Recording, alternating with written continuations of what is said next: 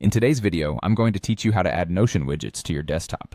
This is a fantastic way to access your important information with just a click or two, making your workflow both seamless and efficient. So, let's dive right in. First, you'll want to open up your Notion application. This is where the magic begins. Navigate through your Notion app to find the specific page you want to have quick access to from your desktop. Think about the page that you use frequently or the information that you need right at your fingertips. Once you've located that page, you're going to need its URL.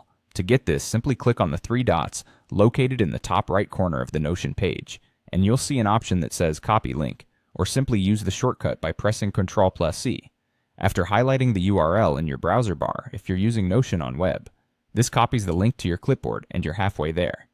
Next, move your attention to your desktop. Right-click on any open area of your desktop. A blank spot with no icons works best. A menu will pop up and you're going to hover over the word New. You'll see a list appear, and from that list, go ahead and select Shortcut.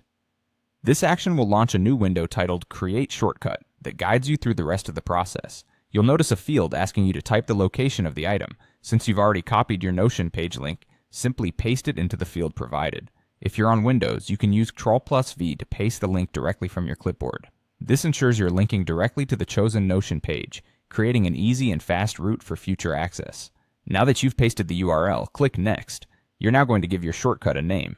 Choose something descriptive that reflects the contents of the page so you can easily identify it amongst other shortcuts on your desktop. This might be the name of the project, task, or anything that makes sense to you. Once you've decided on the name, type it into the provided field. Finally, once you're satisfied with the name, click Finish.